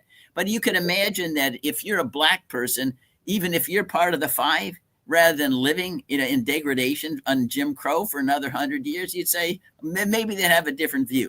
I'm not black, so I didn't have to suffer that kind of humiliation, if not lynching. But there are situations, and it's up to us as citizens to make sure that we get the 5% that's needed and get rid of the 95% that's not. I'm just making the point that, like everything, that there are exceptions to any rule, and we just need to be alert to them. And that's, I think, what the framers thought, that they were able to distinguish between the 5% and the 95, and they didn't go down that route. That's why you didn't have a U.S. code. You could read through it in half an hour under Madison and Jefferson and Washington and whatever. It's really the modern time that gives us all the barnacles, I'm saying. But we shouldn't lose sight of the fact that we do have our brains can be sufficiently acute to distinguish between the 5 and the 95. And that's what our goal of argument and education is about. Ryan? Well, I mean, it comes back to the erring on the Constitution, right? The erring on the principle of it all, because you could argue that, if left to their own devices, that states could pass laws that, like the point that Jeffrey's making, which I agree with. I think if you're going to err on a side of it, it should be, like you're saying, even, federal is about protection, if, enforcing constitutional reality, and then the states can decide everything else. The point would be that if and when they pass something that you would argue like Jim Crow laws, well, that would be inconsistent with the Constitution, I would argue, right? And so that's where the federal government would step in to say, well, to me, it seems kind of simple, but there's always going to be areas where you get manipulation. That's why I was going to ask to flesh out the Citizens United point, because I don't see how that's unconstitutional, because you arguing that corporations, you flesh it out for me, Bruce, because I think that's important, because I think I side with Jeffrey on this in regard to, even if there were things that would happen that might not be what we would want, that erring on the side of the principle of it is where it's the absolutist perspective of the Constitution, so go ahead. No, I think that if you take the originalist viewpoint, the Constitution nowhere uses the word corporation. Mm-hmm. It gives persons rights. How is a corporation a person? Right. And it was kind of taken without really any reasoning by the U.S. Supreme Court over a century ago. But I would argue that, at least for purposes of free speech, a corporation is not a person, and you can regulate corporate expenditures. It doesn't mean that individuals still have the right, and maybe shareholders. And the courts got it all wrong when they said, well, corporations, with rare exceptions, have all the rights individuals. No, they don't. They said when we read the Declaration, it was individuals are endowed by their creator with these unalienable rights, not corporations. But that decision was made by the U.S. Supreme Court in the heyday of the Gilded Age, and we had already started down, I'd say, the downward trajectory towards an empire. But there's no reason why we can't go back and say the originalist version is no way should corporations be entitled to free speech. The individual shareholders can use their own money as they want, because, as Jeffrey's pointing out, corporation? Do they go to each shareholder and say, we want you to use the money in our way? And they'd say, no, I don't want that. I want to use the money's got to be for one purpose, is to make money. And I can decide to use my dividends however I want. And indeed, it's kind of odd when you think of parallel jurisprudence. That is, if you belong to a labor union and you have to pay dues, or if you, like I'm required to belong to a state bar, and the Supreme Court has said, because these are compulsory, you can't use those funds for a political purpose, for an advocacy purpose, because they're compelling you to engage in speech that you may not want to engage in. But that's on the labor union side, right? Or the professional association side. But it would seem to me the argument is equally well. You can't compel, a corporation can't compel its shareholders to advocate speech that it hasn't specifically voted for. But, we know money is very powerful in jurisprudence as well as in business, and the court hasn't made that distinction. But I believe Citizens United is wrong, because I don't think corporations have free speech. Individuals do. So maybe I misunderstood Jeffrey's argument, because that's what I was. Go ahead. Ryan, my argument was precise. That's why I chose the word person. Okay. Right. To me, Citizens United gave corporations personhood. That's why I specifically chose the word person. Right. That's Okay. why I think it was mistaken, because corporations are not persons as defined by the Constitution. So I think those that gave corporations personhood, okay, I think is a horrible interpretation of the Constitution. That's why specifically I chose the word person. It sounds like we all agree then. So Citizens United, corporations should not have personhood. Right. There's nowhere in the Constitution conveying personhood to corporations. The Supreme Court did it through judicial fiat. Okay, that's a judicial coup where they gave corporations personhood. Okay, and we've suffered, in my opinion, horrible consequences as society. Given corporations. We've actually encouraged people to organize themselves through corporations, right? And given big corporations, given them more power. How have we done it? Okay, if I as an individual want to do something, okay, I have liability to me, but then I can structure something in a way where I eliminate myself that liability from me. So if the government says, here you have two choices, you're doing exactly the same activity, you're doing it exactly the same way.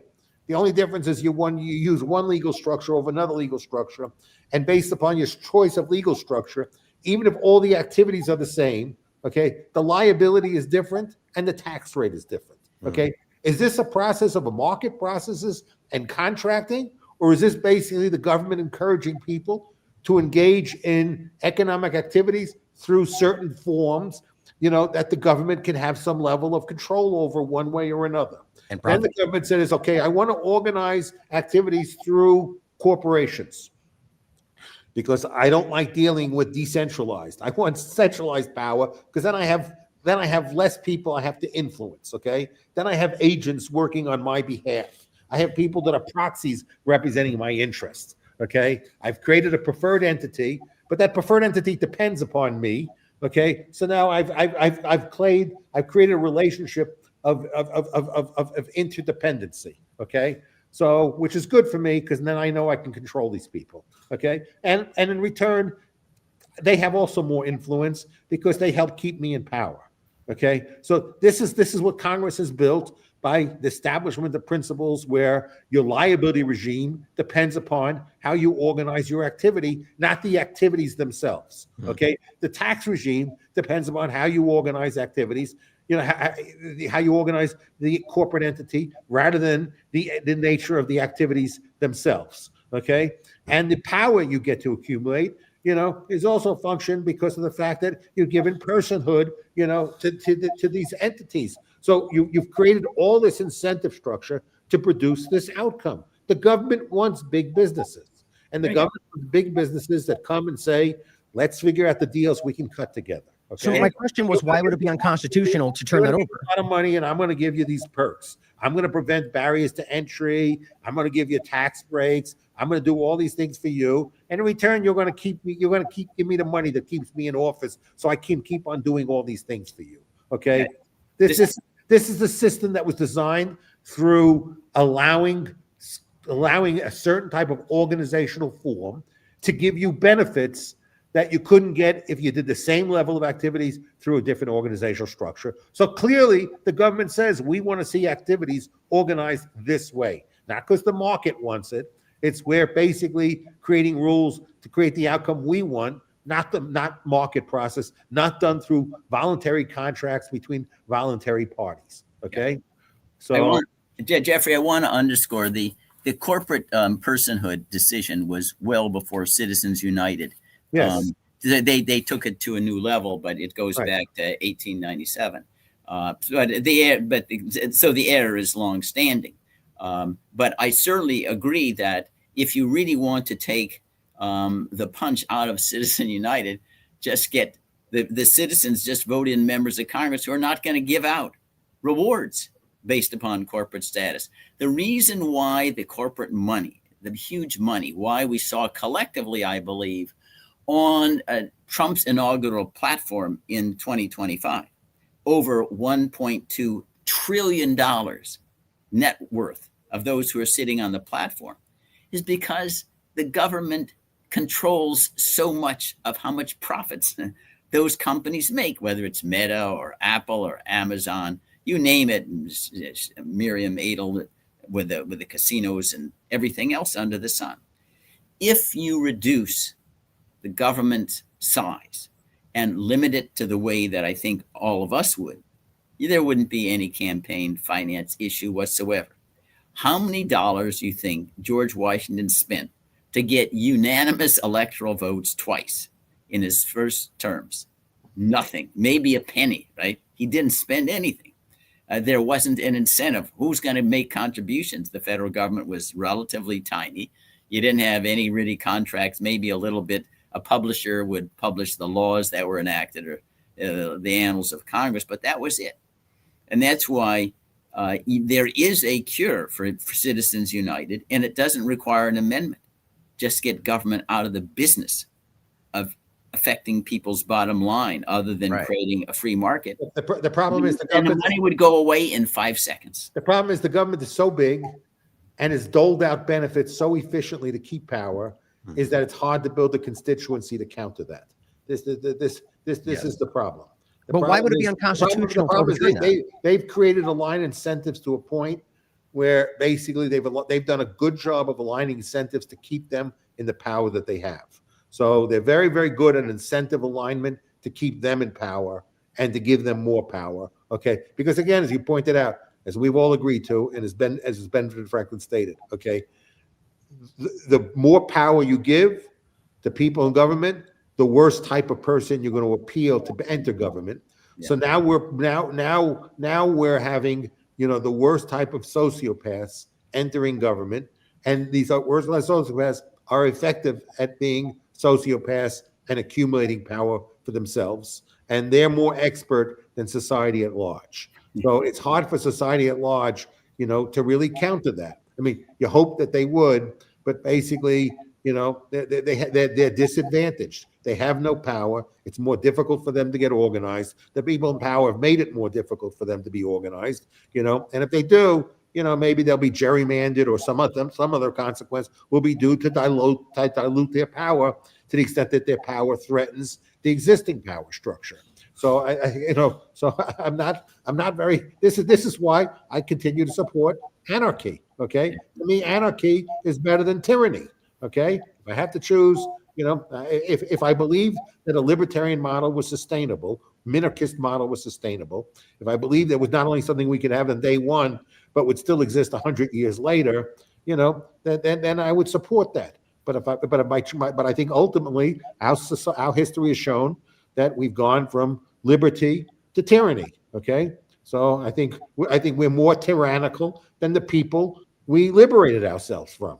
Yep. So our state of tyranny is I think significantly worse than the tyranny faced by the people in the 13 colonies in the 1760s. And anarchy does not mean chaos for those that might misinterpret that. Exactly. I understand that, but Jeffrey, this is why I think the best way people control is just as I talked about the last couple of weeks, nullification. Go to courts. Yep. Every time the government wants to, there's one comment here we have from one of the people, one of the people who are watching also said, better 100 guilty go free than one innocent proven. One innocent suffer. Yeah. Innocent until proven guilty is a lost concept too. Okay. This is something that this is something that unfortunately, yes, the American people do not believe anymore. We have no humanity. We're degraded as a society. We prefer to see innocent people thrown in jail. Okay. And we'd have 100 innocent people thrown in jail to put one guilty person in jail. This is the degradation of our society today. Okay. This is horrible. Okay. I just don't believe that represents the majority. And so, yes, I want there to be anarchy. I want people to sit back and say, we have our limits. This is our form of expressing anarchy. We bring these cases up. If they're absurd, we're just going to nullify them. Okay. The government, you're going to find that everything that requires that you have to go to a jury, okay, to get authorization, we're going to find, we've had enough. And we're going to do it legally. We're going to do it peacefully. We're not going to commit any acts of violence. Right. We're going to sit on a grand jury.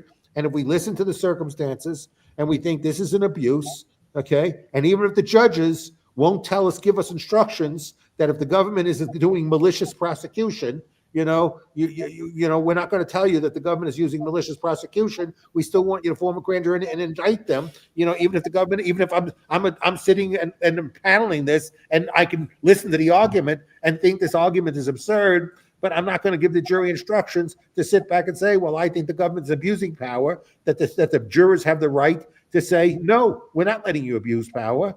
We're basically nullifying your act. Okay, it's illegitimate. Okay. People should know that they have the right to call this stuff illegitimate. And the only way we can do it, the only way people can practice it, okay, is by just nullifying the acts of government. To the extent that any act of government results in somebody being indicted for something, the government can say, people can say, is this an act of justice or is it an act of persecution? Is it an act of judgment or is it an act of revenge? Okay.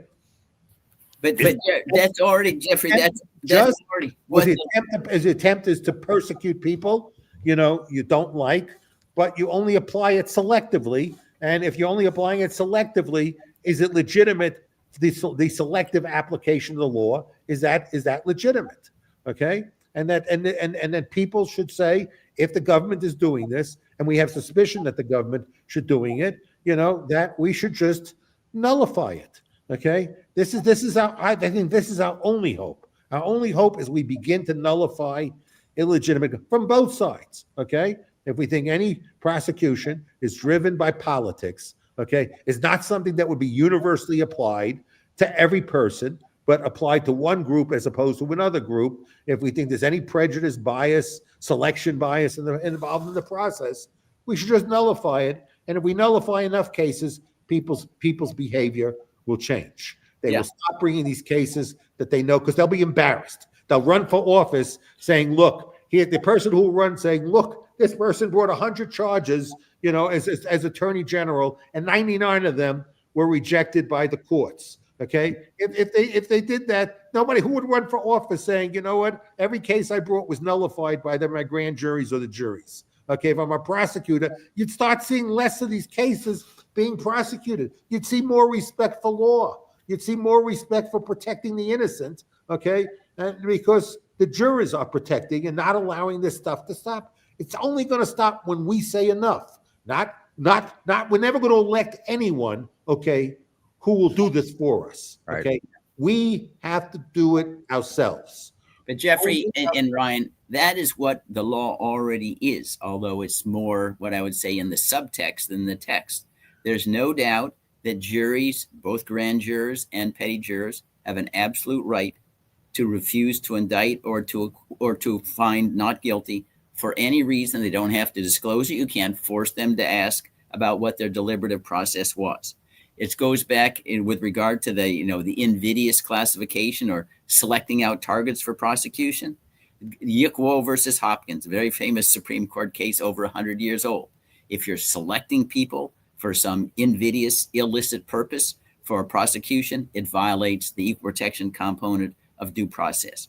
So the principles, again, it's a very famous case called Yickwo versus Hopkins, if you want to read it. And so that the issue is, let's get education out there so that the jurors understand this is what the law is. Just go ahead and apply it. No court will ever have the authority to go and ask you, why did you vote to acquit? Why did you not indict? They don't have it's clear that the jury cloister is absolutely concealed unless you're taking bribes, right? So I think it's important for everybody on this program. The law is there. We just need to use it. Right. The reasons that you've advanced, Jeff. As we said last time, that was the point we discussed last time, is it's shocking to me how few people actually understand things like that, or abstention, or plenty of other points that have been, like, I think, deliberately removed from our knowledge. And so I agree with Jeffrey entirely. I think that's where we need to lean into, with a lot of the other things we're discussing as well. But I as you know, Bruce, I lean more to the anarchistic side of this as well. I think that, I would like to use things like that to eventually drive to a position where we can exist without, at the very least, going back to some kind of very limited government structure, maybe even no federal government. We can see how this structure can work. This is where I argue, if you diminish it slowly in that direction, if we know states' rights and the reality the states can function without a federalized structure, it's really logical that you can see that continue to diminish to a point to where we have the same societal structure without the overarching government control. I think it's very logical.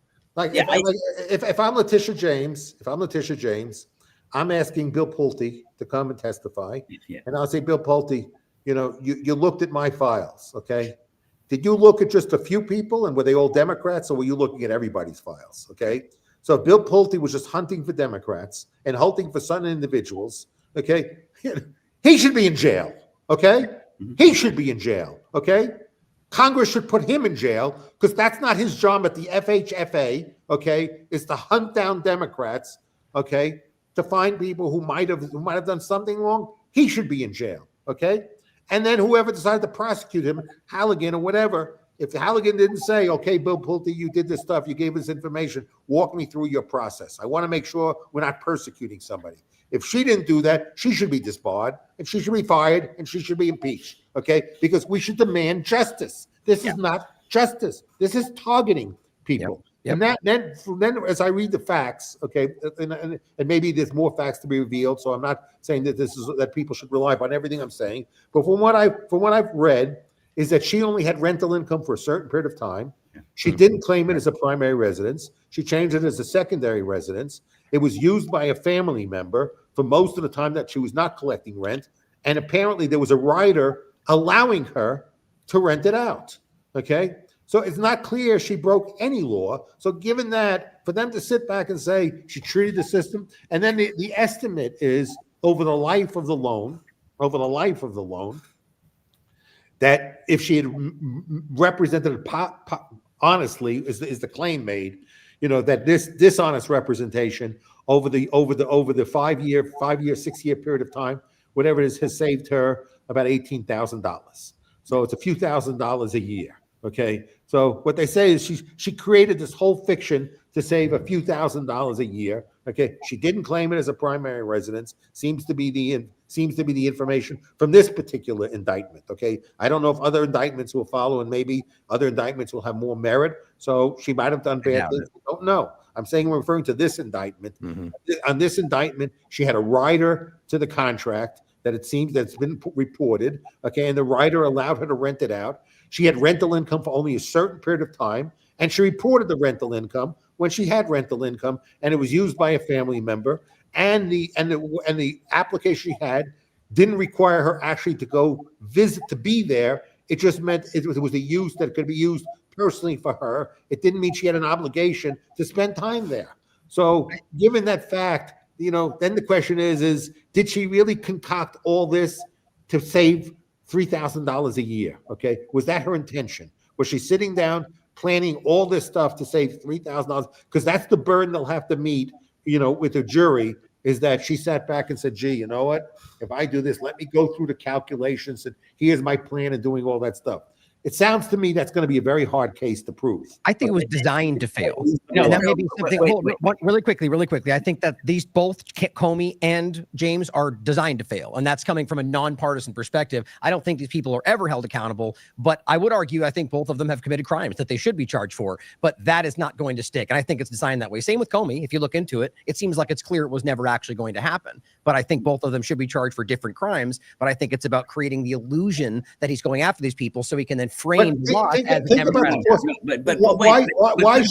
Why should people be stuck being persecuted by the state, okay, and then having to pay lawyers and have no recourse to the people who persecuted them?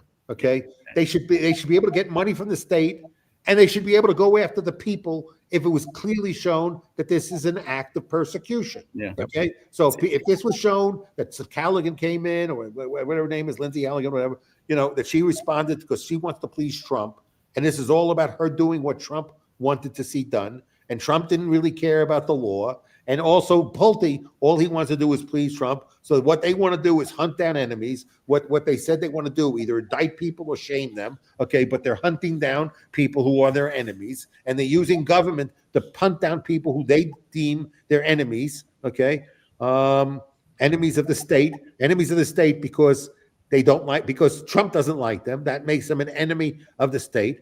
How can anybody in government? How can that be legal? Okay, how can we accept that as a legal act? No, but a couple of observations here. First of all, there's a second reason why I believe that the cases are invalid, and that is it's obvious that the Trump people would never have prosecuted anybody else if it wasn't for their political viewpoint, for doing the same thing that Letitia James did or James Comey. That is so obvious. They didn't pick those names out of it. Why shouldn't they be in jail? Why should not Pulte be in jail? Why should not Halligan be in jail? Why should not Bondi be in jail? Why should they all not be in jail for persecuting American citizens? Well, let me go forward here. First of all, they should be immediately impeached and removed from office for violating their constitutional oath to faithfully execute the laws, not sabotage the laws to persecute a political enemy for free speech and political association. But you have to go back at another horrible Supreme Court decision called Imber and Packman saying, and Congress can undo this, that under our current laws, prosecutors are absolutely immune from civil damage action, even if you can prove they picked somebody out because they hated them and brought a frivolous charge. And I have argued that Congress needs to amend the law to overcome, they can't because it was an interpretation of a statute, so that you can bring these malicious prosecution cases against the prosecutors who do exactly as you've described. But, Congress has got to fix all of this stuff. And they sit there and do nothing. They let the injustice prevail. As long as they feel at one particular time and place, they can take some kind of advantage for it. But even as we speak now, we talk about impeaching Trump. Why isn't Pam Bondi? And why isn't Halligan being impeached and removed from office? She's the U.S. attorney. She may be there illegally anyway because she hasn't been confirmed by the Senate. But she probably was a principal officer anyway that could be impeached and removed. And Jeffrey got it right. Once you do this, you send this message to them, impeach them, remove them, put them in jail. You won't have to do it a second time.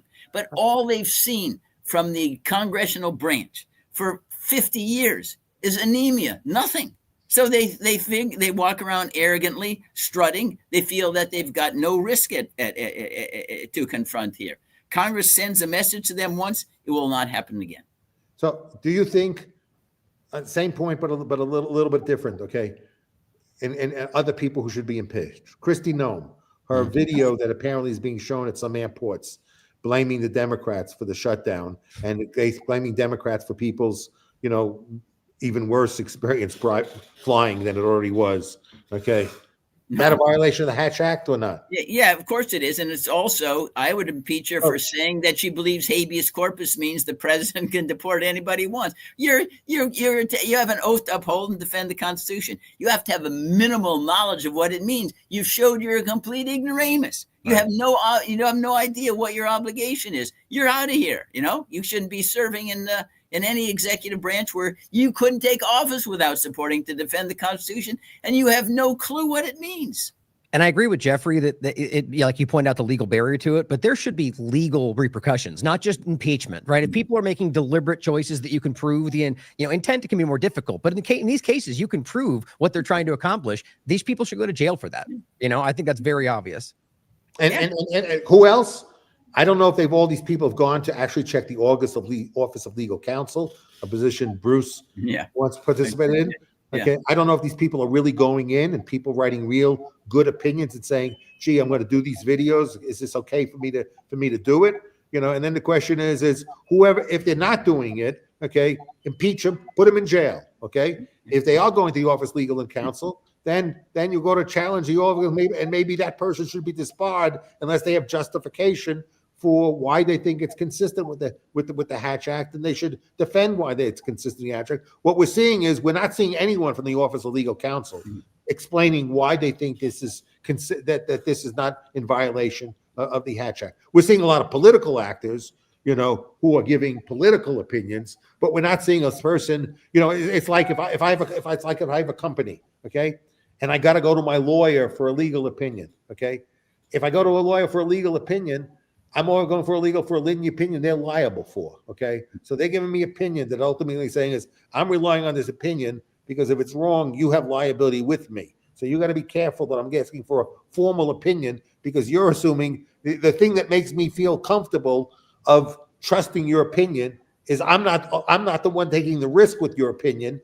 You're taking that risk with me. And it's the fact that we're sharing that risk that gives me the comfort level that you're not going to risk your balance sheet unless you have no balance sheet, then I don't want to, then your guarantee is worthless to me if you don't have a balance sheet to back it up. But if you have a balance sheet to back it up and you and I are in the same boat and I'm relying upon you, but at the end of the day, you got skin in the game, you're having skin in the game, significant skin in the game, is what makes me feel a little more comfortable. Yeah, but Jeffrey, they're not even consulting. That's the right incentive alignment. People, if they have an opinion, they need to back it up. They need to collateralize it, and there need to be consequences associated with them just being negligent, being wrong. I mean, people are going to be wrong. So one thing is being wrong, but the other thing is just being really negligent in doing what you're doing. And the court's going to be decent in determining the difference between mistakes that happen in life and real negligence. Yeah. Isn't malfeasance an actual crime though?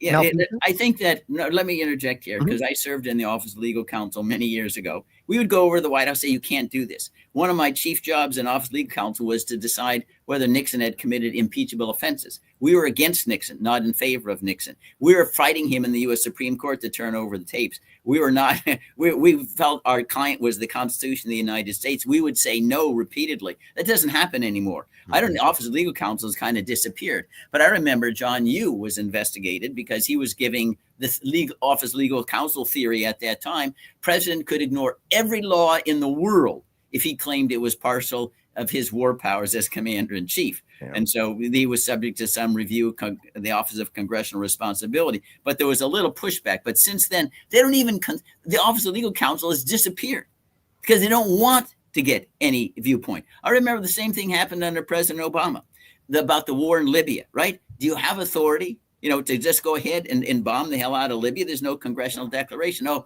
well, we don't need any Office of Legal Counsel opinion. We can just go in, or Syria or any other place. Right. They didn't want the Office of Legal Counsel to give advice because they knew it would be bad. They wanted limitless power.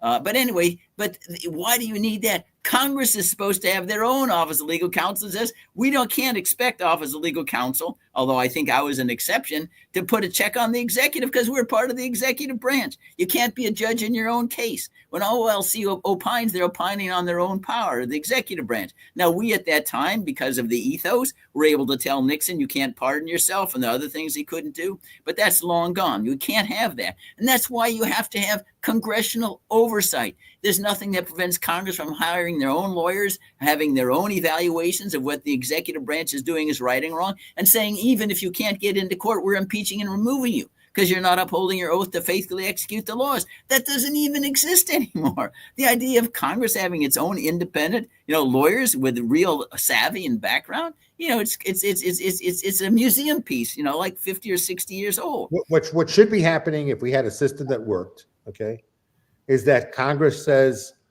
this is illegal, okay? They go to the Supreme Court and say, you know what? We're in a stalemate, okay? And the government is illegally using terms and conditions to promote its propaganda when in an illegitimate form, and you should get an injunction against them stopping to do that until we have final ruling on it. If we had a credible process, that's what would happen, because they're trying to tilt the playing. The reason why they're not asking for a legal opinion is because they know the answer. They know what they're doing is illegal. So let's be clear. They know what they're doing is illegal. They don't care. The same people who constantly tell you, we're out to protect you. No one's above the law. The law applies to everyone. They know they're breaking the law. They don't care. They know nobody's going to hold them accountable. Okay. So they continue to break the law. And that's why they don't want to ask the question. Because if they ask the question, then they'll have knowledge that what they're doing is illegal. And they don't want to have that knowledge. They just want to go ahead and do it. Okay. Because nobody's going to stop them from doing it. And they know, well, I'll call up John Roberts and say, put it on your calendar for 2028. Okay. And so meanwhile, they can get away with continuing to break the law, so they can continue to try and use propaganda that's illegal for them to use to shape the argument about whose responsibility is for the shutdown. Okay.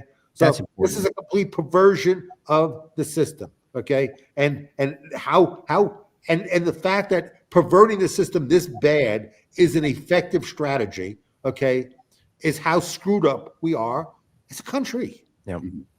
Yeah, you're exactly right. And I think the listeners and the viewers need to know that when you have a system that breaks down, like ours has, the advantage goes to the executive, because they're the first movers. They do something in advance. You got to push back. They do something illegal before the courts even get involved. You don't know how much havoc can already be wreaked. And Congress is sitting there. Maybe they respond with impeachment or something.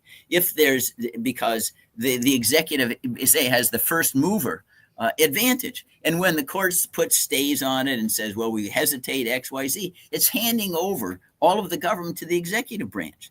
The reason why the courts are so clueless, the reason why you go to court is because you're not getting relief in the legislative or executive branches. And then they say, a political question, go back to the Congress or the executive. Wait a minute. The reason why we're here is because we can't get any relief in the other branches. You're telling us that, and you're supposed to be, as part of checks and balances, the separation of powers, you're supposed to be a check on the other two. And you're telling us that the people who are inflicting the harm are the ones that get to decide whether to have a remedy?